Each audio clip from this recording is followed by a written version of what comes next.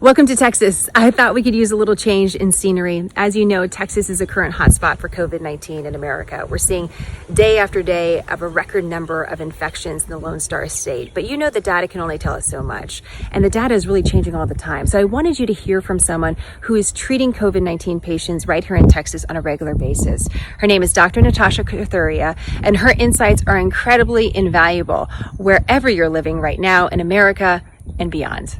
Hi Jenna, and hello everyone from Smarter News. My name is Dr. Natasha Kathuria, and I'm an emergency medicine physician. I'm also a global health specialist, and I also have my MPH in epidemiology.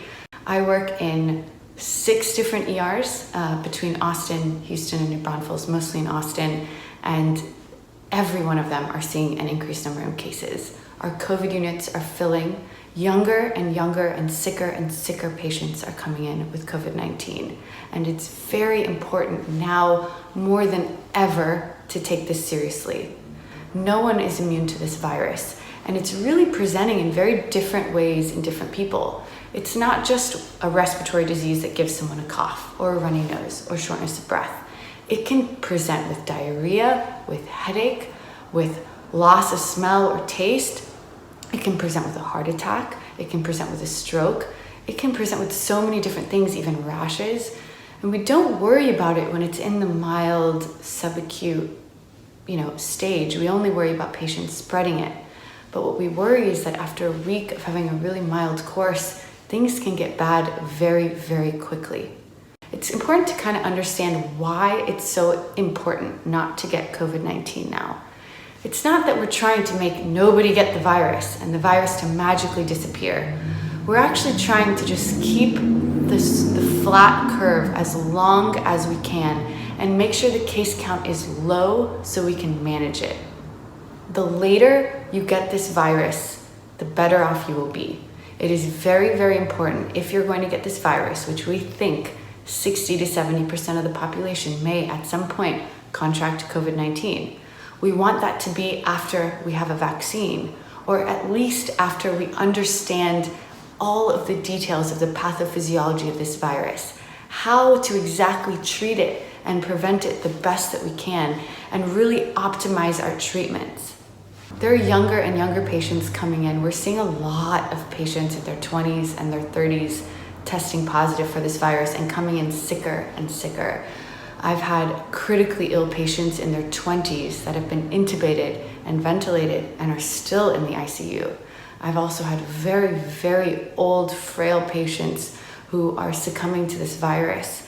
And it's a very infectious disease, and it's airborne, and it's spread through patients who are also asymptomatic.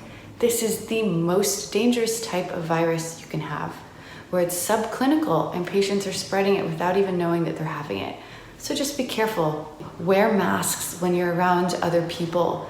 You are only as safe as everyone around you wearing a mask. If you wear a mask, you're only protected about 10%.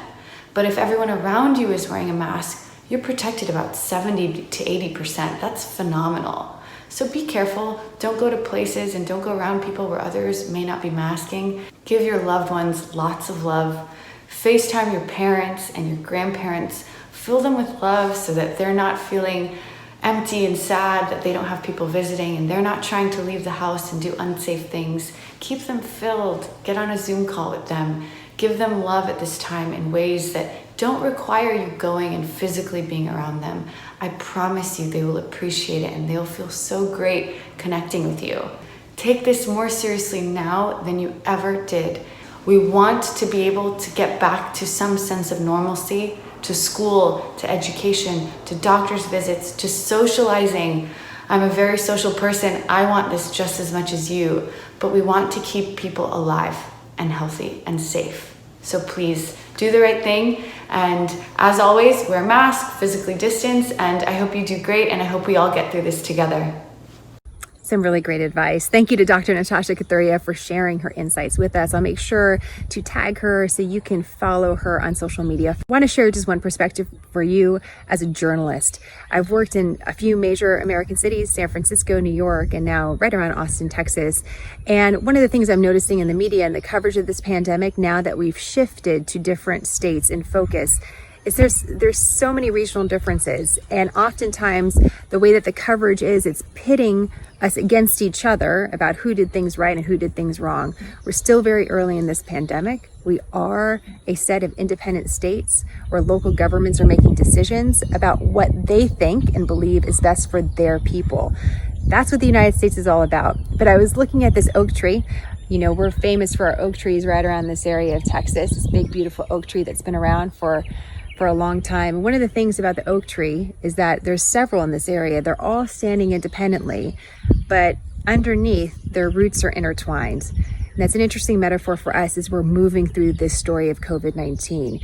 We are experiencing it differently and independently, but we're also intertwined. So I don't want us to forget that. Have a great day, guys. Questions and comments, let me know. And as always, more on smartnews.com.